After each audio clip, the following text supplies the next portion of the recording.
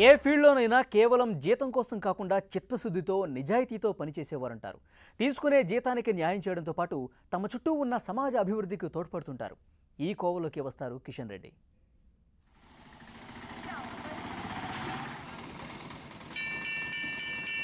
కొందరు ఉపాధ్యాయులు స్కూల్కు వెళ్ళామా, పుస్తకంలోని పాఠాలు చెప్పామా, నెల జీతం తీసుకున్నామా అన్నట్టు ఉంటారు. కానీ కొందరు ఉపాధ్యాయులు వృత్తిని యజ్ఞంలా చేస్తారు. పేద విద్యార్థులకు అండగా నిలుస్తారు.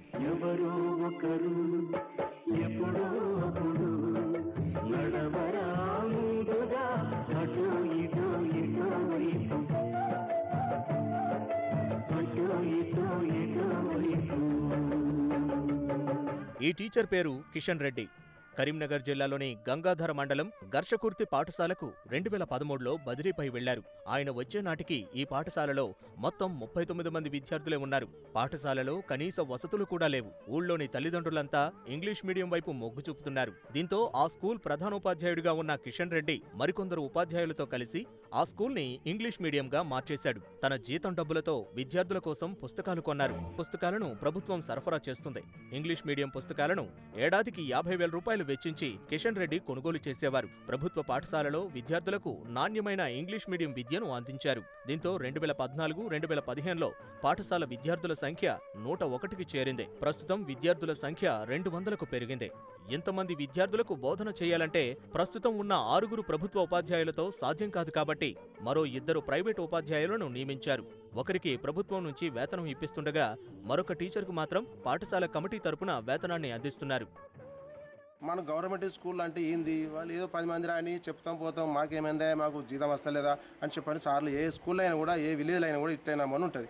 ఇక్కడ అట్లాంటి మా ప్రైమరీ స్కూల్లో టీచర్లు స్టాఫ్ లేదు, మాకు జీతం వస్తుంది, మేము పిల్లలకు సేవ చేస్తాం, మేము హెల్ప్ చేయాలి, మాకు జీతం రాగానే మేము అది కాదు అని చెప్పని ప్రభాకర్ మీరు మాతో ఉండండి, మీరు ఏదంటే సహకరిస్తామని చెప్పని మా హెచ్ఎం గారు, మా మిగతా స్టాఫ్ సార్లు కూడా వాళ్ళందరూ మాకు సహకరించి అసెంబ్లీ 4 విలేజ్లకి వెళ్ళి ఇప్పుడు దాదాపు ఒక 70 మంది వస్తారు. కొండాపూర్, ఆచంపల్లి, కాసారం, గర్షకుర్తి, తాజెర్రి గ్రామాల నుంచి గర్షకుర్తికి పాఠశాలకు రావాలంటే విద్యార్థులు 3 నుంచి 5 కిలోమీటర్లు జర్నీ చేయాల్సి ఉంటుంది. ట్రాన్స్పోర్ట్ లేకనే విద్యార్థులు పాఠశాలకు దూరమవుతున్నారని గుర్తించిన కిషన్ రెడ్డి తన సొంత డబ్బు 80,000 రూపాయలు ఖర్చు చేసి ఒక ఆటోను కొనుగోలు చేశారు. విద్యార్థుల సేఫ్టీ కోసం మంచి డ్రైవర్ను పెట్టాడు. జీతం కూడా కృష్ణారెడ్డే చెల్లిస్తున్నారు.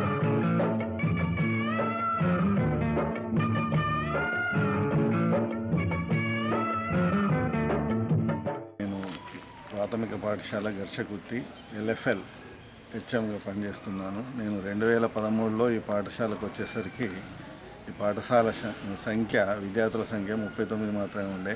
ఉపాధ్యాయులను కలిసి మేమంతా ఊరు మొత్తం తిరిగి ఇక్కడ ఉన్నటువంటి పరిస్థితిని అర్థం చేసుకున్న తర్వాత మాకు అర్థమైంది ఏంటంటే, ఇంగ్లీష్ మాధ్యమం ప్రవేశపెట్టినట్లయితే మేము పిల్లలను పంపిస్తామని చెప్పడం జరిగింది. ఆంగ్ల మాధ్యమం ఇంగ్లీష్ మీడియం ప్రవేశపెట్టడం జరిగింది.